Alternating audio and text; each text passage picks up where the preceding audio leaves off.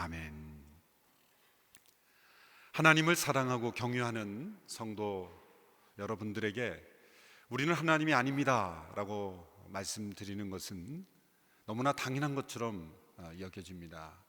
그것은 마치 축구 선수들을 모아놓고 여러분 이 축구공을 들고 여러분 이것은 축구공입니다, 이 공은 골키퍼 외에는 손으로 잡을 수 없습니다 라고 가르치는 것과 마찬가지처럼 여겨질 수 있습니다. 그러나 무엇이든지 가장 중요하고 또 첫 번째 되는 기본 원칙을 분명하게 깨닫고 실천하는 것은 너무나 중요합니다. 우리의 삶에 이루어지는 대부분의 문제는 이 가장 중요한 기본 원칙이 무너지기 때문에 우리의 삶 속에서 잘못된 일들이 일어나는 것이죠. 십계명의 제 첫 계명은 무엇입니까? 나 외에 다른 신을 내게 있게 하지 말라. 우리는 이 말씀을 지키려고 노력합니다. 그래서 다른 신들을 두려고 노력하지 않는데 우리가 잃어버리는 것은 나 자신에게 신처럼 군림할 수 있다는 것은 때로 잊어버립니다. 이 첫 계명은 스스로도 신이 되려고 하지 마라 라는 말씀으로도 우리는 해석해야 합니다. 타락은 언제 일어났습니까? 타락은 사단의 꾀임에 넘어가서 하나님이 금지하신 동산 중앙에 나무의 실과를 먹게 되면 하나님 같이 되리라 라고 하는 사단의 꾀임에 넘어간 것입니다. 타락의 본질은 인간이 하나님처럼 되고 싶은 욕망에서 비롯된 것입니다. 따라서 타락한 모든 사람들의 마음속에는 끊임없이 스스로 하나님이 되려고 하는 그런 시도들이 존재하는 것입니다. 예수님을 믿고 구원받은 저희들 마음속에도 스스로 하나님처럼 되려는 끊임없는 이 타락의 잔재들이, 그 죄의 본성들이 끊임없이 일어나고 있다는 것을 우리는 기억해야 할 것입니다. 하나님은 완전하신 분입니다. 그러나 우리는 불완전한 존재입니다. 하나님은 창조주 하나님이십니다. 우리는 그분의 피조물일 뿐입니다. 하나님은 우리를 필요로 하지 않으십니다. 그러나 우리는 하나님을 절대적으로 필요로 하는 존재입니다.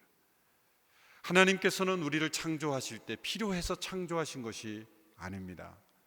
많은 경우 이렇게 착각할 위험이 있습니다. 하나님이 그래도 인간을 창조하실 때 필요하시니까 창조하셨겠지. 그렇지 않습니다. 외로우셔서 인간을 창조하신 것도 아닙니다. 일할 노동력이 부족해서 창조하신 것도 아닙니다. 천국이 텅 비어서 창조하신 것도 아닙니다. 하나님은 인간을 창조하시지 않으시면서도 영원부터 영원까지 하나님은 하나님으로 계실 수 있는 분이십니다. 하나님께서 인간을 창조하신 것은 하나님의 자유로운 결정으로 하나님의 사랑 가운데 그렇게 하기로 결정하셨기 때문입니다. 만일 하나님이 우리를 필요로 하신다면 그렇게 우리를 사용하시기로 결정하셨기 때문에 필요할 뿐인 거예요. 하나님은 조금도 부족함이 없으신 분입니다. 하나님께는 어떠한 결핍도 존재하지 않습니다. 우리가 하나님께 드리는 봉사, 섬김, 찬양까지도 그것이 하나님을 하나님 되게 하는 것이 아닙니다. 하나님이 하나님이시기에 우리가 하나님을 예배하는 것입니다. 우리가 예배드리기 때문에 하나님이 하나님으로 보충되는 것이 아닙니다. 우리의 어떤 순종도 하나님이 하나님 되시도록 보충하는 것이 아닙니다. 하나님의 완전하심을 더하는 것이 아닙니다. 하나님께서 완전하신 분이기에 우리가 그분께 순종하는 것입니다. 정반대로 세상의 모든 사람들이 하나님을 믿고 의지하지 않다 할지라도 결코 하나님께는 아무런 문제가 없습니다. 하나님은 여전히 하나님이신 거예요. 세상의 모든 사람들이 하나님을 버려도 하나님의 하나님 되심에는 조금도 손상이 되지 않는 하나님이십니다. 그러므로 우리 하나님은 하나님이시며 우리는 하나님이 아니라는 이 가장 중요한 기본 원칙을 날마다 지키며 살아가는 것이 우리 인생의 가장 첫 번째 단추인 것이죠. 때로 우리는 어떤 성취나 성공을 통해서 만족감을 경험하게 되면 마치 자신이 하나님인 것처럼 그렇게 스스로 하나님인 것처럼 착각할 위험이 많습니다. 정반대로 깊은 실패와 절망을 경험할 때 왜 깊이 절망하고 낙심합니까? 자신이 스스로 하나님처럼 성취해야 하는데 하지 못한 것에 대하여 절망하는 것. 낙심과 절망, 교만과 잘못된 성취가 모든 것이 다 스스로 하나님이 되려고 하기 때문에 생겨나는 마음의 문제들인 것입니다.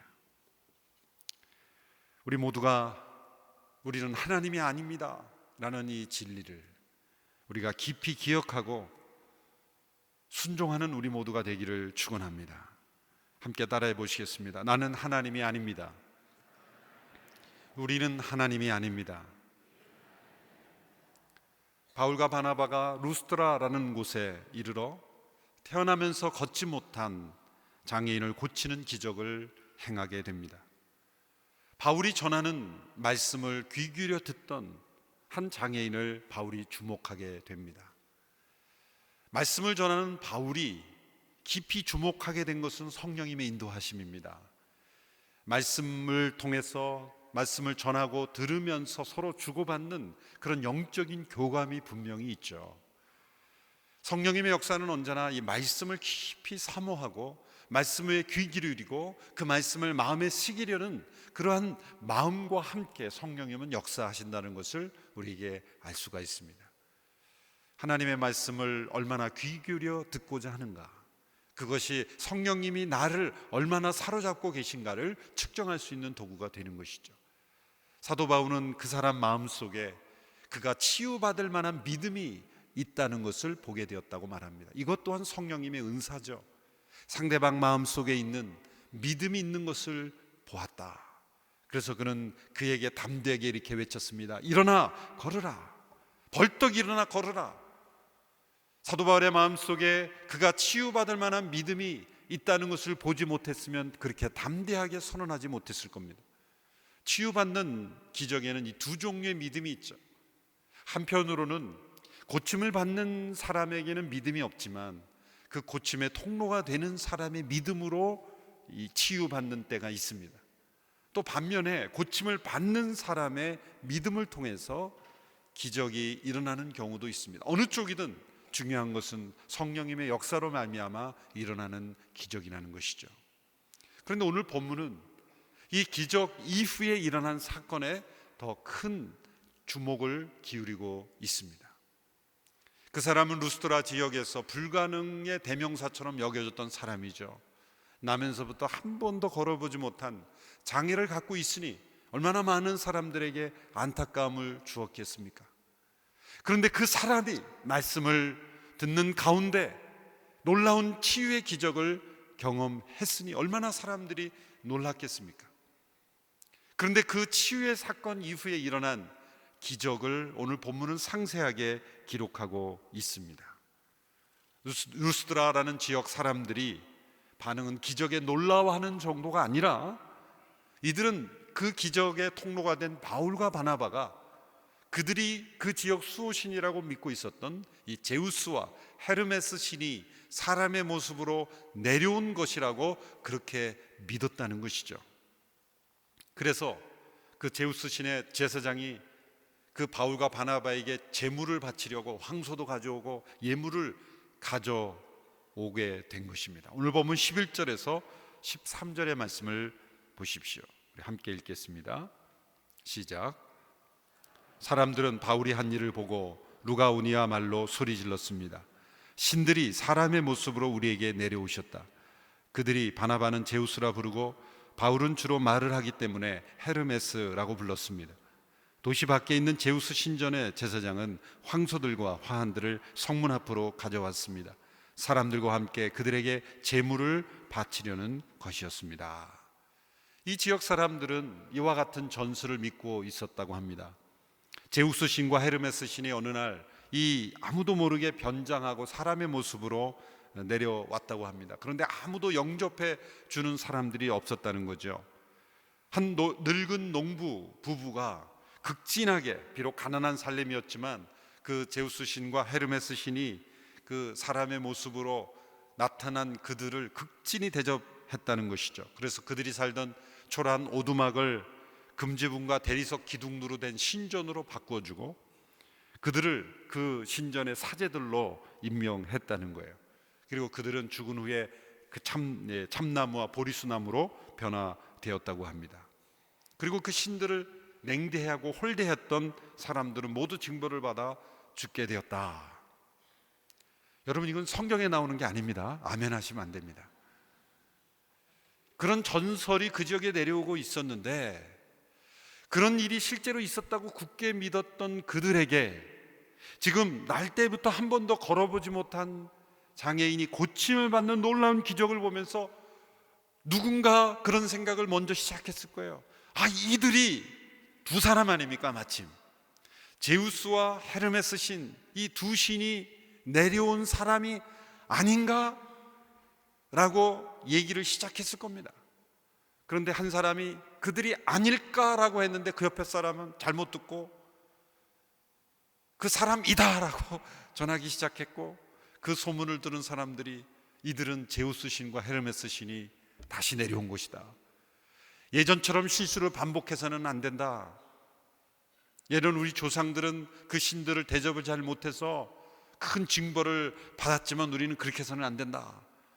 그래서 제우스 신의 제사장을 부르게 되고 황소 그리고 화환 제물들을 가져오는 거예요. 처음에 바울과 바나바는 이들이 지금 무슨 얘기를 나누는지 몰랐죠. 왜요?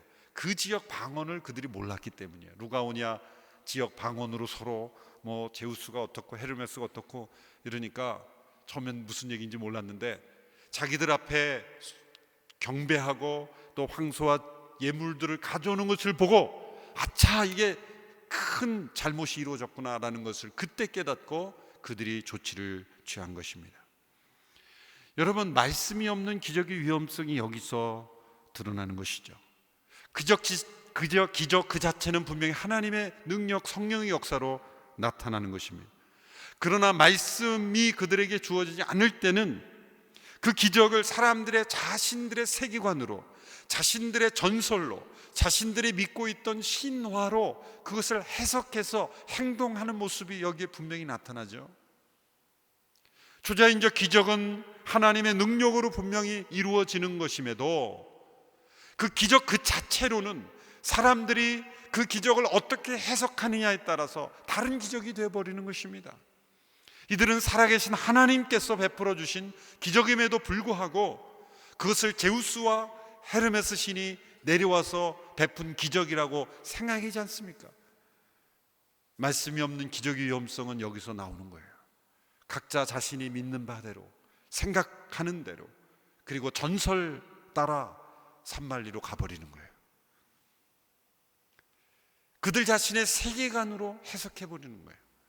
이것이 복음이 전해짐에 있어서 말씀과 함께 하나님의 기적이 베풀어지지 않을 때 일어날 위험이 여기에 있는 것입니다. 예수님께서도 오병이의 기적을 일으켰을 때 그 지역 사람들이 예수님을 왕으로 삼으려고 했죠.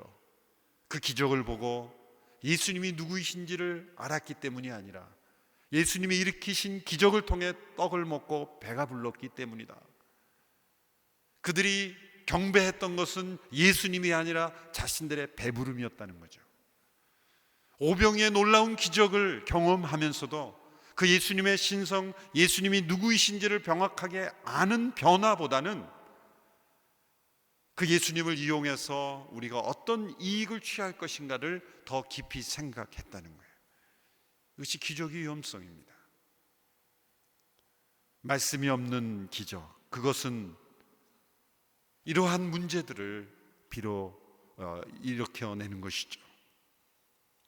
기적은 언제나 하나님의 말씀을 확증하는 일에 사용된다고 말씀하고 있습니다. 14장 3절에서도 바울과 바나바를 통해 이렇게 말씀하고 있습니다. 함께 14장 3절의 말씀을 읽어보실까요? 14장 3절 시작. 바울과 바나바는 그곳에 오랫동안 머물면서 주를 의지해 담대히 말씀을 전했고 주께서는 그들에게 표적과 기사를 행하는 능력을 베풀어 주셔서 주의 은혜의 말씀을 확증해 주셨습니다. 여기에 표적과 기사를 행하는 능력을 베풀어 주신 목적이 나옵니다. 그것은 은혜의 말씀을 확증해 주시는 것이다. 표적과 그 기사 자체가 목적보다는 그것을 통해서 주의 은혜의 말씀을 확증해 주시는 것. 지금 바울과 바나바는 그들이 전하는 복음을 통해 하나님을 섬기도록 하기 위해 복음을 전하고 있는데, 그들을 통해 일어난 표적으로 인해서 도리어 그들이 하나님을 섬기지 않고 우상을 숭배하는 위험한 상황에 처하게 된 것이죠. 이때 바울과 바나바가 취한 태도가 너무나 아름답고 너무나 거룩하고 우리 모두에게 모범이 되는 태도를 취했습니다. 그것은 오늘 본문 14절에 나와 있습니다. 우리 같이 한번 읽어볼까요? 시작. 그러나 두 사도 바나바와 바울은 이 말을 듣고 옷을 찢으며 사람들 속으로 뛰어들어가 외쳤습니다. 자, 이 상황은 바울과 바나바를 제우스와 헤르메스 신으로 여기고 그 신화 속의 주인공이라고 여기고 그들을 신으로 숭배하려는, 인간을 신으로 숭배하려는 그 순간에 바울과 바나바는 옷을 찢었습니다. 옷을 찢었습니다. 이것은 무엇을 의미합니까? 마땅히 하나님께 돌려줘야 될 그 영광이 자신들에게 돌아온 것을 회개하고 참회했다는 거죠. 어찌 이런 일이 있을 수 있습니까? 참회하는 그 모습으로 옷을 찢은 거예요. 애통하는 마음으로 옷을 찢은 거예요. 그들이 옷을 찢은 것은 그들이 복음을 전할 때 돌에 맞는 고통, 그리고 사람들의 그 대적 앞에 고난 받을 때 옷을 찢지 않았습니다. 복음을 대적하고 그들을 환영하지 않는, 그들을 핍박하는 무리들 앞에서도 그들은 담대하게 꿋꿋하게 그렇게 그들은 서 있었습니다. 옷을 찢지 않았어요. 그러나 자신들이 숭배를 받고 영광을 받을 수 있는 그 순간에 그들은 옷을 찢고 우리는 하나님이 아닙니다, 이 영광을 우리에게 돌려서서는 안 됩니다, 깊이 애통하는 마음으로 옷을 찢고 사람들 속으로 뛰어들어갔다 그랬어요. 얼마나 다급했으면 뛰어들어갔겠습니까? 아마 사람들에게 외쳤을 거예요. 우리 손가락도 당신들처럼 똑같이 있습니다. 우리 얼굴을 좀 만져보십시오. 우리 몸을 좀 만져보십시오. 우리도 당신과 똑같은 사람입니다. 우리는 경배할 대상이 아닙니다. 여러분, 이 타이밍은 너무 중요합니다. 바울과 바나바가 만일 지금 이들이 자신들의 잘못된 신화를 믿고 자신들을 신처럼 숭배하려는 것을 알면서도 일단 두고 봅시다, 어떻게 되는지 한번 두고 봅시다, 그리고 가만히 있었더라면 그것은 하나님의 영광을 가로챈 순간이 되는 거예요. 여러분, 이 순간은 매우 짧은 순간에 내려져야 될 결정과 태도인 거예요.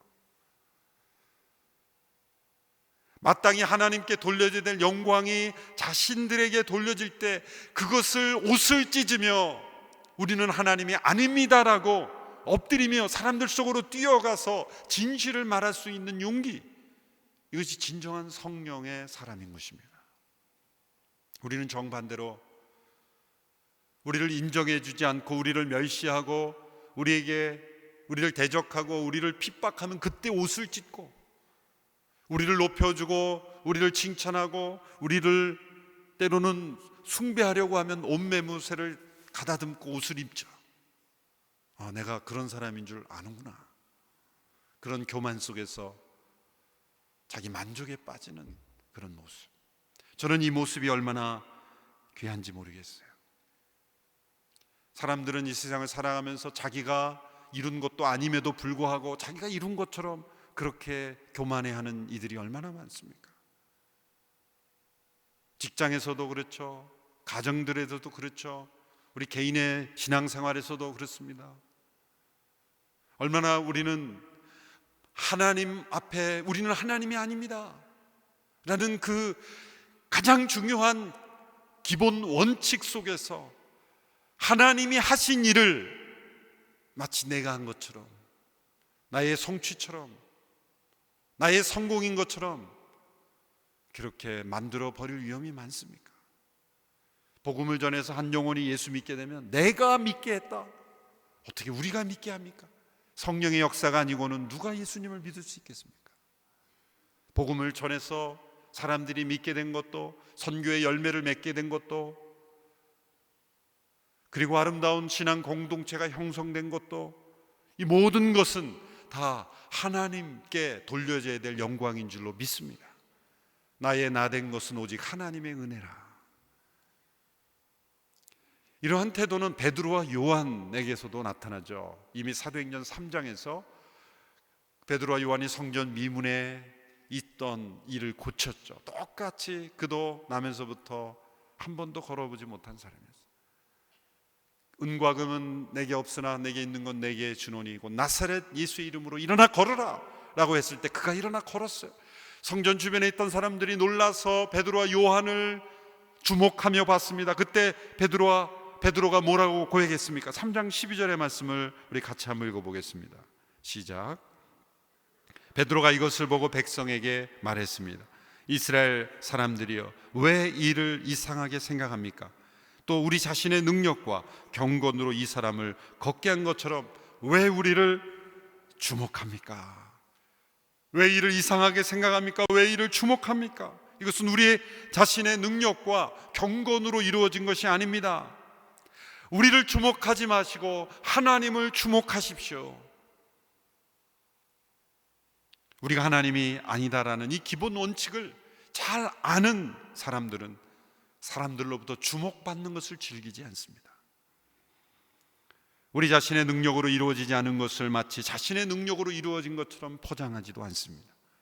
하나님께서 받으실 영광을 일말이라도 가로채지 않습니다. 여러분, 이 바울의 이 태도, 그리고 이 베드로의 이 태도가 우리의 믿음의 가장 중요한 기본 원칙이 될 수 있게 되기를 바랍니다. 그것은 우리는 하나님이 아닙니다라는 거예요. 바울은 말로만 우리는 하나님이 아닙니다라고 그들의 행동을 말릴 뿐만 아니라 그 상황 속에서도 진리를 선포했습니다. 그렇죠. 오늘 본문 15절에서 17절의 말씀입니다. 우리 같이 한번 읽어보실까요? 시작. 사람들이여, 왜 이런 행동을 합니까? 우리도 여러분과 똑같은 사람입니다. 우리가 여러분에게 복음을 전하는 것은 여러분이 이런 헛된 것을 버리고 하늘과 땅과 바다와 그 안에 모든 것을 만드신 살아계신 하나님께로 돌아오라고 하는 것입니다. 과거에는 하나님께서 모든 민족들이 제멋대로 가도록 내버려 두셨습니다. 그렇다고 하나님께서 자신에 대해 증언하시지 않은 것은 아닙니다. 하나님께서는 자비를 베풀어 하늘에서 비를 내려 때가 되면 열매를 맺게 하시고 넉넉한 양식을 공급해 여러분의 마음을 기쁨으로 가득 채워 주셨습니다. 사도 바울이 그 바울과 바나바를 숭배하려는 그들을 말리면서 그들 속에 뛰어들어가며 그 상황 속에서도 진리를 전했어요. 그런데 이 루스라에 있는 이방인들에게 복음을 전할 때는 비시디의 안디옥의 회당에서 복음을 전할 때와 전혀 다른 내용이죠. 바울의 창조적 융통성, 대상에 맞춰 복음을 전하는 그의 창조적인 그러한 그 변화를 보여줍니다. 율법을 아는 자들에게는 율법을 가지고 율법을 모르는 자에게는 율법 없이, 구약을 아는 사람에게는 구약의 내용으로, 구약을 모르는 사람에게는 일반적인 하나님의 계시의 내용으로 복음을 전하는 거예요. 여기에 구약 성경의 내용이 하나도 나오지 않습니다. 비시디 안디옥의 회당에서는 출애굽부터 시작을 해서 하나님께서 이스라엘 역사 속에서 어떻게 그 약속을 이루셨는가를 가지고 복음을 전하죠.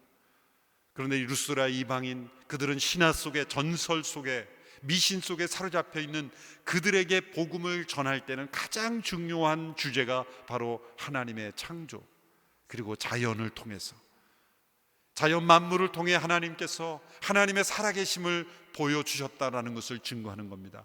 자연을 주목해 보십시오. 이 자연이 어떻게 생성되었겠습니까? 이 자연의 풍성함을 보십시오. 이 자연을 만드신 하나님이 계십니다. 이 자연은 하나님의 전능하심을 보여줍니다. 이 자연은 하나님의 유일하심을 보여줍니다. 이 자연은 하나님의 신실하심을 보여줍니다. 착한 사람에게만 햇빛과 단비를 주시지 아니하고 악인에게도 햇빛과 단비를 주시는 하나님의 사랑을 보여줍니다. 하나님의 이 사랑이 자연 속에 있습니다.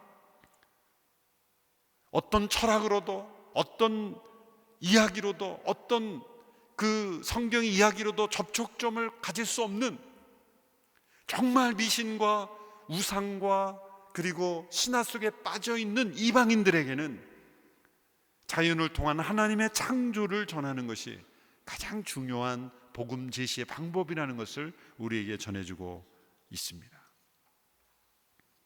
아브라함 카이퍼라는 신학자는 하나님을 아는 지식이 발전하는 데는 세 가지 단계가 있다고 했습니다. 첫째로 하나님을 아는 지식은 자연으로부터 시작한다. 그런데 둘째로 하나님의 형상으로 창조된 인간에게 이르러서 세 번째로 하나님의 본체 형상이신 예수 그리스도에게서 절정을 이룬다. 우리 하용조 목사님께서는 이렇게 설명하셨어요. 자연을 통해 얻어지는 구원은 목마른 구원이요 불완전한 구원이다. 자연을 창조하신 그 하나님만으로도 우리가 그 하나님을 섬기고 예배할 수 있어야 되는데, 그 자연을 보는 우리 인간의 눈이 타락되었고 우리가 그 볼 수 있는 눈이 망가졌기 때문에 하나님의 아들이신 예수 그리스도, 그분이 세상에 오셔서 십자가의 피로 우리를 구속하셔야만 우리는 그 구원을 온전히 경험할 수 있다는 거예요. 바울과 바나바가 계속 메시지를 전했다면 이렇게 전했을 것이라고 상상할 수 있습니다. 여러분은 우리를 보지 말고 살아계신 하나님을 보십시오. 그동안 여러분들은 자연을 보았지만 이제는 자연만이 아니라 하나님의 아들이신 그분이 우리를 구원하시기 위하여 오신 예수님을 보십시오. 하늘과 땅을 창조하신 그분이 사람이 되셔서 우리를 대신하여 죽으심으로 부활하심으로 우리를 죄에서 구원하셨습니다. 이것은 우리의 능력이 아니라 하나님의 능력입니다. 병든 자가 고침을 받는 것은 우리가 전하는 말씀이 사실이라는 것을 확증해 주는 것입니다. 이 땅에서 고침을 받더라도 영원한 생명이 없으면 무슨 소용이 있겠습니까? 우리는 살아계신 그리스도의 대사일 뿐입니다. 우리를 통해 예수님을 만나야 합니다. 우리는 주인공이 아닙니다. 우리는 하나님이 아닙니다. 여러분은 살아계신 하나님을 섬겨야 합니다. 이런 간절한 호소를 전했을 것입니다. 복음을 온전히 전할 때는 복음을 전하는 자의 태도와 마음 또한 중요하죠. 복음을 전하면서 자신이 그 복음을 가로막는 일이 있어서는 안 되는 것입니다. 바울과 바나바가 훌륭한 모습을 우리에게 보여주었습니다. 그들은 언제 옷을 찢어야 될지를 우리에게 가르쳐 주셨습니다. 우리가 사람들로부터 냉대받고 인정받지 못할 때가 아니라 때로 사람들에게 존경받고 칭찬받고 그리고 영광을 받을 수 있는 그 순간 우리는 하나님이 아닙니다 라고 하며 옷을 찢고 하나님 앞에 겸손히 나가야 할 줄로 믿습니다. 하나님이 받으셔야 될 영광을 온전히 하나님께 올려드리는 우리 모두가 될 수 있게 되기를 축원하며, 그러한 태도를 통해 복음이 땅끝까지 이르러 증거될 줄로 믿습니다. 우리는 하나님이 아닙니다. 하나님 그분만이 하나님이십니다. 이 믿음의 가장 중요한 기본 원칙을 우리의 삶 속에서 지키고 순종하는, 하나님이 절대 필요한 연약한 존재인 것을 깨닫고 때로는 절망하지도 말고 때로는 교만하지도 말고 하나님이 주신 길을 묵묵히 걸어가는 우리 모든 성도들의 삶이 될 수 있게 되기를 주님의 이름으로 축원합니다. 기도하겠습니다. 스스로 하나님이 되려고 했던 아담과 하와 이후에 우리 모두가 우리의 마음속에 스스로 신적인 존재가 되려는 그러한 타락의 흔적들이, 모습들이 여전히 있습니다. 우리 마음에 있는 모든 교만을 주님 앞에 회개합니다. 우리 마음에 스스로 내가 원하는 대로 되지 않았기에 이루어졌던 모든 절망과 좌절과 그리고 자기 자신에 대한 낙심 또한 내려놓습니다. 절망하지도 않고 교만하지도 않고